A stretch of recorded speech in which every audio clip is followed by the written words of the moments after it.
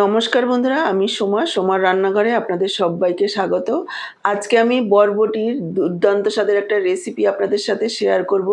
এটা ভাত, রুটি, পরোটা সবকিছুর সাথে একেবারে জমে যাবে। রান্না করা একেবারেই সহজ, ঘরে থাকা মাত্র কয়েকটা উপকরণ দিয়েই তৈরি হয়ে যাবে। তো চলুন আর দেরি না করে রেসিপিটা দেখে নেওয়া যাক। দারুণ স্বাদে বরবটির রেসিপিটা করার জন্য আমি এখানে ৩০০ গ্রাম বরবটি নিয়েছি। বরবটিগুলোকে আমি ভালোভাবে ধুয়ে নিয়েছি। তারপর দেখুন বরবটিগুলোকে এইভাবে একটু দেখে নিচ্ছি আর গোড়াগুলো গুছিয়ে নিয়েছি। একটু দেখে নিতে হবে, কেননা অনেক সময় বরবটির মধ্যে পোকামাকড় থাকে। যদি থাকে তাহলে উপরের থেকে বোঝা যাবে। তারপর গোড়াগুলোকে কেটে দেখুন ১.৫ থেকে ২ ইঞ্চি অন্তর অন্তর বরবটিগুলোকে আমি এইভাবে একটু লম্বা করে কেটে নিচ্ছি। সম্পূর্ণ বরবটিগুলোকে কেটে নিয়েছি আর সাথে নিয়েছি ২ টো মিডিয়াম সাইজের আলু। আলুগুলোকেও এভাবে একটু লম্বা করে পাতলা করে কেটে নেব।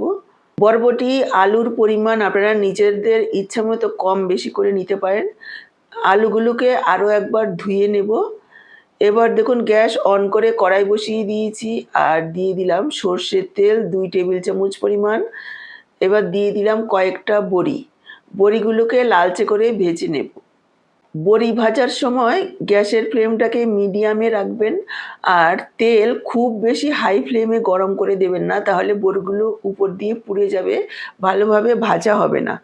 তেল মিডিয়াম গরম করে তারপর বড়িগুলো দিলে অল্প সময়ে বড়িগুলো ভাজা হয়ে যাবে আর বড়িতে খুব বেশি একটা তেলও টানবে না। দেখেই বুঝতে পারছেন আমি কতটা তেল দিয়েছি আর কতটা রয়ে গেছে। এবার বড়িগুলো তুলে নিয়ে বাকি তেলের মধ্যে আমি দিয়ে দিলাম কেটে রাখা আলু। আলুগুলোকে প্রায় ৩-৪ মিনিট সময় নিয়ে ভেজে নেব। দিয়ে দিচ্ছি পরিমাণ মতো লবণ। দিয়ে দিচ্ছি সামান্য একটু হলুদ গুঁড়ো। লবণ আর হলুদ দিয়ে আলুগুলোকে প্রায় ৩-৪ মিনিট সময় নিয়ে হালকা লালচে করে ভেজে নেব। মাঝখানে আমি ২ মিনিটের জন্য একটু ঢেকে দেব। ঢাকা দিয়ে ভাজলে আলুগুলো একটু নরমও হয়ে যাবে। দেখুন প্রায় ৩-৪ মিনিট সময় নিয়ে আলুগুলোকে লালচে করে ভেজে নিয়েছি। এবার এই সাথেই দিয়ে দিলাম কেটে রাখা বরবটি। বরবটিগুলোকেও একটু ভেজে নেব আরও ২-৩ মিনিট। গ্যাসের ফ্লেমটাকে এই সময়ে মিডিয়াম লোতে রেখেছি। দেখুন আরও ২-৩ মিনিট বরবটি আলুগুলোকে ভেজে নিয়েছি। এর থেকে আর বেশি ভাজার প্রয়োজন নেই। এইভাবে ভেজে নিলে বরবটির যে একটা কাঁচা গন্ধ আছে সেটা চলে যাবে আর রান্নার পর খেতে ভালো লাগবে। এবার বরবটি আলুগুলোকে তুলে রাখছি। বরবটি আলুগুলোকে তুলে নিয়ে আরও ২ টেবিল চামচ পরিমাণ তেল দিয়ে দিয়েছি। তেল গরম হয়ে যাওয়ার পর দিয়ে দিলাম 1/2 চা চামচ গোটা জিরে আর একটা শুকনো লঙ্কা। কয়েক সেকেন্ডের জন্য একটু ভেজে নেব। যখন ফোড়নের সুন্দর একটা গন্ধ বেরোবে এখানে আমি দিয়ে দিচ্ছি পেঁয়াজ কুচি। এখানে একটা বড় সাইজের পেঁয়াজ এইভাবে পাতলা পাতলা করে কুচিয়ে দিয়েছি। এবার পেঁয়াজটাকে হালকা লালচে করে ভেজে নেব। এইখানে একটা কথা বলে দিচ্ছি, যারা পেঁয়াজ রসুন পছন্দ করেন না তারা পেঁয়াজটাকে স্কিপ করে আদা আর কাঁচা লঙ্কার পেস্ট দিয়ে দেবেন। দেখুন পেঁয়াজটাকে একেবারে লালচে করে ভেজে নিয়েছি। এবার আমি যোগ করে দিলাম ১ চা চামচ আদা আর রসুনের পেস্ট। আদা আর রসুনের পেস্টটাকেও কাঁচা গন্ধ যাওয়া পর্যন্ত একটু ভেজে নেব। আদা রসুনের পেস্টটাকেও ১ মিনিট মতো মিডিয়াম লো ফ্লেমে ভেজে নিয়েছি। এবার আমি যোগ করে দিলাম অল্প একটু জল, কেননা এখানে আমি গুঁড়ো মশলা যোগ করব, তা না হলে মশলাগুলো পুড়ে যেতে পারে। যোগ করে দিলাম ১ চা চামচ পরিমাণ ধনের গুঁড়ো, ১ চা চামচ জিরের গুঁড়ো, 1/2 চা চামচ হলুদ গুঁড়ো আর 1/2 চা চামচ দিয়ে দিলাম লাল লঙ্কার গুঁড়ো। ঝালটা আপনারা নিজেদের পরিমাণ বুঝে দেবেন। ১ চা চামচ দিয়ে দিলাম কাশ্মীরি লাল লঙ্কার গুঁড়ো। কাশ্মীরি লাল লঙ্কার গুঁড়োটা সম্পূর্ণ অপশনাল। এতে স্বাদের কোনো পরিবর্তন হবে না, কালারটা সুন্দর হবে।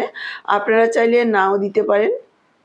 এবার পুরো মশলাটাকে ২-৩ মিনিট সময় নিয়ে লো ফ্লেমে এভাবে নাড়াচাড়া করে একটু কষিয়ে নেব। এখানে আমি যোগ করে দিচ্ছি পরিমাণ মতো লবণ। তারপর দেখুন প্রায় ২ মিনিট মতো এভাবে লো ফ্লেমে নাড়াচাড়া করে কষিয়ে নিয়েছি। এবার এখানে যোগ করে দেব টমেটো। আমি এখানে একটা টমেটো যোগ করেছি এইভাবে লম্বা করে কেটে। আপনারা চাইলে পেস্ট করেও যোগ করতে পারেন। টমেটোটাকে আরও 1 মিনিট মশলার সাথে এইভাবে একটু ভাজা ভাজা করে নেব। 1 মিনিট মতো ভেজে নেওয়ার পর এখানে আমি যোগ করে দিলাম অল্প একটু জল।